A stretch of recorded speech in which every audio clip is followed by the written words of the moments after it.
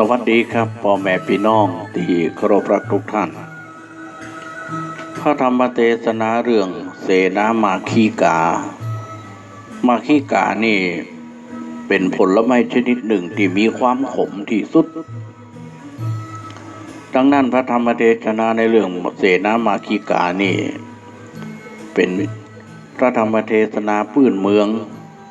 ก็เรื่องจะเป็นจะได้ขอเชิญพ่อแม่พี่น้องรับฟังเสียงจากดอกโศกเดือนตุลาครับผม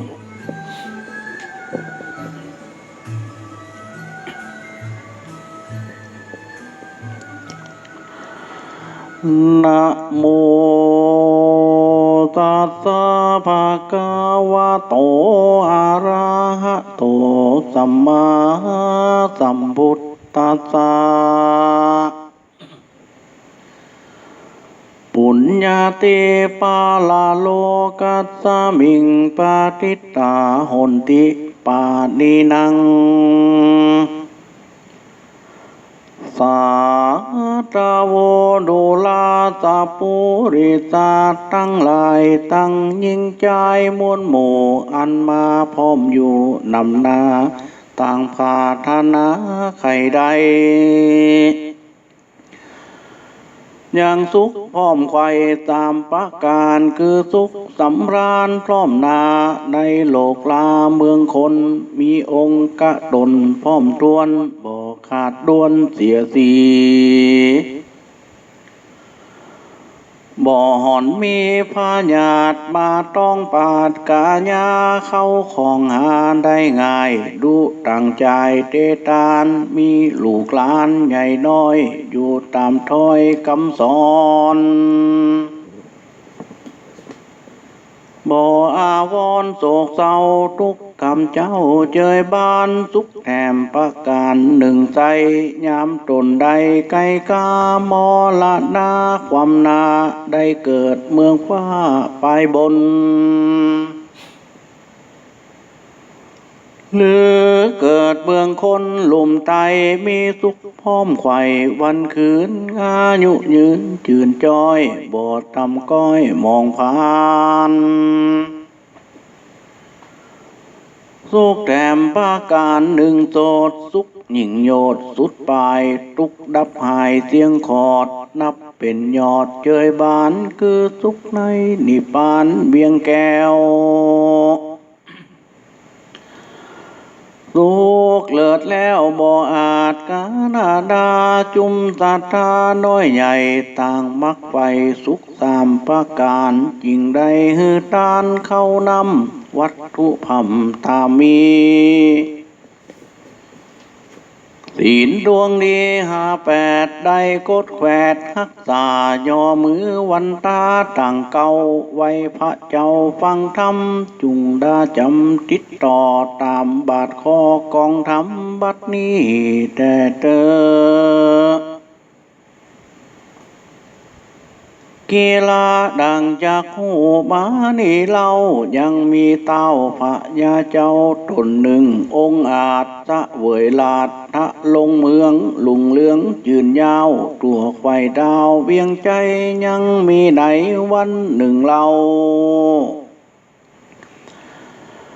พาญาเจ้ากึดขวาดว่าจุมอำมาตย์เสนาทั้งขุนต่างตามวลโมอันเฝ้าอยู่ถึงวันจักปากันตั้งมันบ่ไหววันเววามีพระญาองค์อาจจบฉลาดชันใดกันกาหนิงใดเมียนไข่คนแกว่นใจต่างตานำมาขีกาสุกแก่มาหยืนแผ่รัชราชทานแก่โยทหารนักผาดตั้งอำมาตย์คนในหุ่นเตรียมใจยศใหญ่คือพร้อมไข่จูคนส่วนวาดตนตานเต้าผู้ภาพดาวปาลาก็เอาหมากขีกาใส่ปาก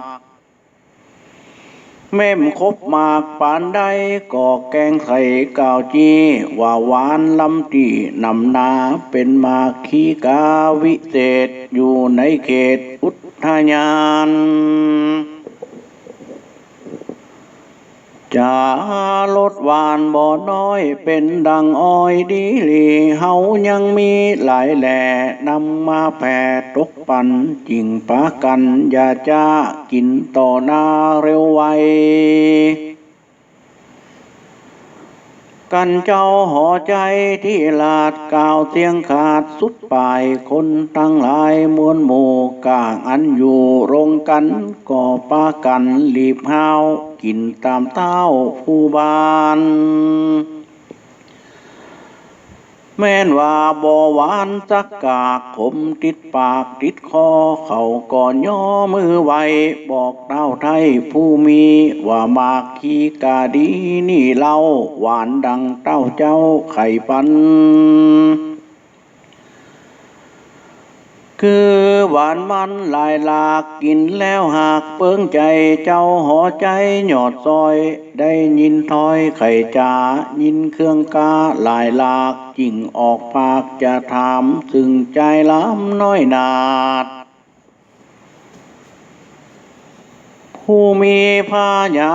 ตดีหลีว่ามาคีกาดีสุกแก่ขมหรือหวานแต่สันใดจุงจาไข่เก่าเฮาหูตามลายเขาก็ถวายกลมเก่าว่าคาแด่เต้าเจ้าผู้บ้านบาคีกาวานนั่นใจบ่มีแต่ไทยเดิมมาคีกานีนาหนุ่มแก่ย่อมคมแต่ดีหลีส่วนบาคีกาดีสุกแก่อันเต้าแผ่วางไปแก่คนในมวลหมู่อันพร้อมอยู่รงกันเขาปากันกลมเก่าไว้เต้าเจ้าผู้มีว่าหวานลำดีเสียงไข่ลอยเต้าไทยผู้บ้านมีสมปานมากกว้างได้ก่อสร้างเตรียมมาจิงฮือบาคีกาสุกแก่อันขมแต่โบราณกายเป็นหวานลำบากตามเขาหากตุนสาส่วนว่าคานี้นาขอไว้บอกเต้าไทยตามตำว่าบ่หวานล้ำสักกากดีแต่หาคมหลายเต้าบุญภายที่ลาดซ้ำถามอำมาตย์เสนาว่าจุมสู่จาก่าวแก่ว่ามากขีกาหวานแต่ดีหลีบัดนี้เสนาบดีหนุ่มเนาได้บอกเราตุนสาว่ามากขีกาสุกแก่หากคมแต่เหลือใจกูสงสัยไขหูจุงอูตามมีว่าวานลำดีหลายหลากลือข่มปากสันใดเสนาในอำมาตย์ฟังเต้าทิลาดไขจา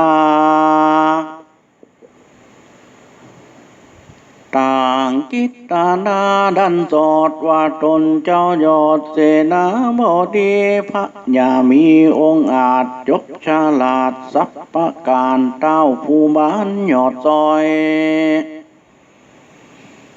ยอมต้อยตามถอยเอากำเฮาหน้านำน้อยใหญ่ไว้เต้าไทยผู้บ้านว่ามากขีกาหวานนั่นเล่าเพื่อเอาใจเจ้าห่อคำ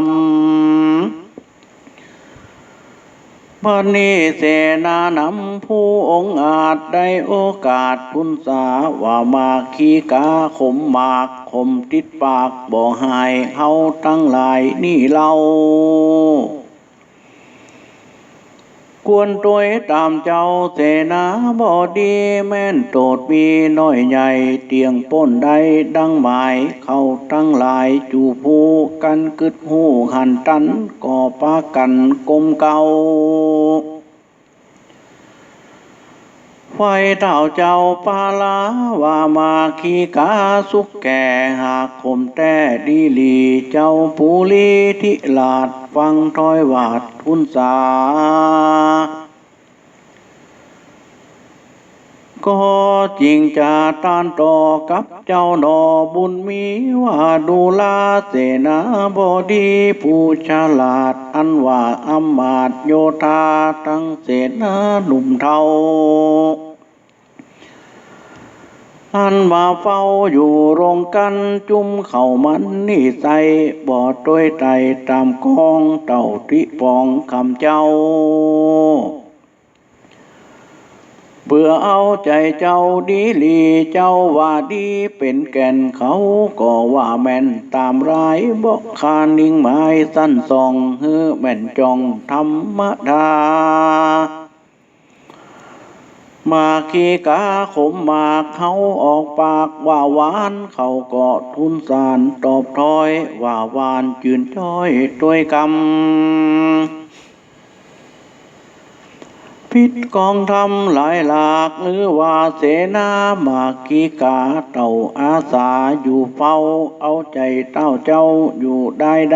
บ่หูโคงควายก่อสร้างเมืองกว้างเรื่องไรกิจจาใด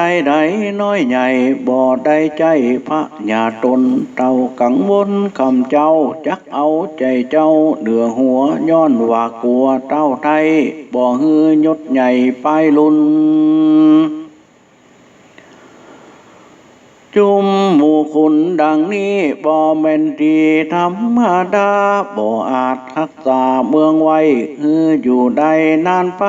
จุมคนไหนไผ่ใจยอมห่อนใบเครื่องกาควรพิจารณาโตดใส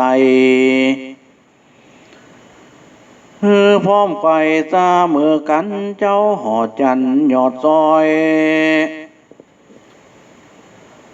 กล่าวเสียงถอยว่าดีเจ้าบุญมีน้อยนาดก็อาภิวาททุนสาว่าข้าแด่มหาราชาเจ้าตนเป็นเก้าเบียงใจอันว่าเสนาในอามาตย์ตั้งนักปราชญ์อาจารย์ได้ทุนสารบอกเล่าเต่าด้วยตามเจ้าห่อใจย้อนขะนิ่งใจสั้นทีว่ากันบ่จี้ไข่จาด้วยพญายศโยดเตียงมีโตดมาปานจริงได้ทุนสารตอบถอยถามตามเต้ายอดซอยดีหลีแม่นโตดมีมากเต้าขอเต้าเจ้าวังกำอย่าใส่อย่าได้ใส่ตันดะกำน้อยใหญ่เข้าได้เครื่องกาเสนามาคีกานี่ใส่หากยังใจใดดีหลีคือกันเจ้าผู้หลียศใหญ่ปฏิบัติไตตามธรรมเสนานำหนุ่มเนาเสนานำหนุ่มเท่ายอมปฏิบัติตามเจ้าผู้บ้านกันเต้าใจหานฮึกหยาบคมขนาปราวียังเจ้าผู้หลีไผ่ไตห่อนไม้เครื่องกาเสนามาคีกานี่ใส่ยอมด้วยตามเต้าไทยดีหลีนำไปทางดีและหายหากได้ง่ายเสมอกันกันเจ้าหอจันยศใหญ่ไข่ไผ่ไตคนในสำลานใจจูดาวไข่เขตดาวราชธานีอย่าได้หนีหลีกเว้นลบจากเส้นกองทำเหตุเสนานำหนุ่มเทาอามาตย์เข้าลีพลยอมเอาตนเจ้าจ้างเป็นตัวอย่างนำทางเอาเจ้าหอขวางเป็นแว่นแม่นบ่แม่นสันได้เจ้าหอใจนั่นเราหากเป็นเก้าดีหลีเจ้าปุรีที่ลาดตั้งอามาตย์และเสนาฟังเจ้าจะบอกเราตั้งแต่เก้าสุดปลายตั้งใจพายจืนสู้สาธุอยู่เนืองนั้นก็มีหันและนาตะโตทัดแต่นั้นไปนา ตนเจ้าป้าผู้มีก็ฮือเสนาบดีน้อยนาดสอนยังโอรสราชบุตราผู้ปาลากายาผู้บ่หูบาปและบุญบ่หูกุลและโดดใจลายโหดกาลีเสนาบดียศใหญ่กันเต้าไทยปั่นไม้เกาะคงควายคำเจ้าสอนลูกเต้าเจ้าผู้บ้านว่าข้าแด่ราชกุมมารอ่อนน้อยจุงฟังถอยทุนสาอันคาจักจาก่าวได้หูตามลายยามเต้าบุญภายที่ลาดชีวิตขาดเมื่อมอนตนดอผู้ทอนนี่เล่าจักได้เป็นเจ้าแตนไปคนใดไผ่น้อยหายต่ำก้อยมองขี่สำลานดีจื่นยาวไขว่เขตดาวสีมาเป็นพญายศใหญ่จักไผ่ไตแยงยำเตจะนำลายแลชาลาแผ่อาณาคนลือชาเหล่าสาวไขว่เขตดาวแดนไก่ย้อนเจ้าห่อใจยศใหญ่ปฏิบัติไตตามธรรมอันมีกุณนำมากว้างตานเก่าอ้างว่าผมมาวิหารเมตตาคือมีใจพานไปห้อยหักไปน้อยยิ่งใจที่พ้นลายหนุ่มเทาอามาดเก้าสะเมื่อกันไข่ฮือเข่ามันใหญ่น้อยยืดจืนจ้อยเจยบาน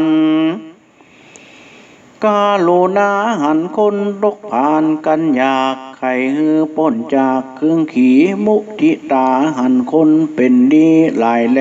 มีใจแผ่จมบานผู้แบกขาหันคนสำลานหลายหลากเข้าของมากถมหนาก่อมบ่ผาดทนาไข่ใด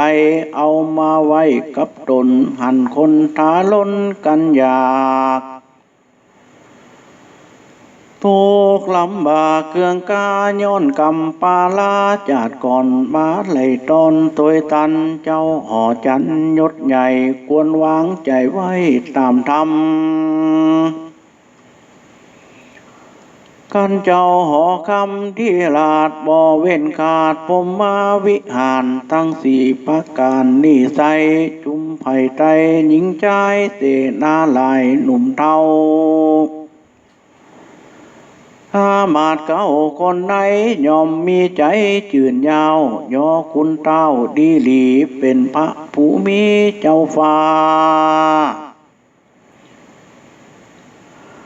จุงหักไผ่ฟ้าปาจาโบราณจาบอกเราตั้งแต่เก้าเดิมอ่อนว่าเป็นพระผู้ทอนยศใหญ่ฮือลักไผ่ไตยิงใจกันเป็นนายฮือหักหมู่กันเป็นปู่ฮือหักหลานเป็นอาจารย์นักปราชญ์อย่าละขาดปิ่นเตาหันคนเมาอย่าไกลหันคนใบอย่าจาเป็นคามะโพชกาแก่บ้านอย่าขี้ข้านการลวงคนปั้นปวงน้อยใหญ่อันอยู่ไกลแดนตนอันอยู่ไกลแดนตนฮือกังวลอ่วงคองตั้งพี่น้องวงใหญ่อย่ามีใจประมาทอย่าเว้นขาดเสียสินอย่าตีกินลูกคอกอย่าได้ออกเสียทำฮือแย่งยำป่อแม่ตั้งเท่าแก่ตายายต่านมีกุลหลายหรือน้อยฮือเก็บไม่ห้อยหัวใจคนผู้ใดใบบอดบ่กึดหลอดหันกุนป่างไปลุ้นเมื่อซอยยอมกาดก้อยโมลานาบาปกำปาตกปลอดลงสู่หอดอาเวจีเสวยทุกขีลายแลบ่เว้นแวคืนวันแลนา นิติตังขีญาสังวันนาวิเศษจาห้องเหตุเสนามาคีกาก็บังคมสมเด็จเสร็จแล้วเต่านี้ก่อนแล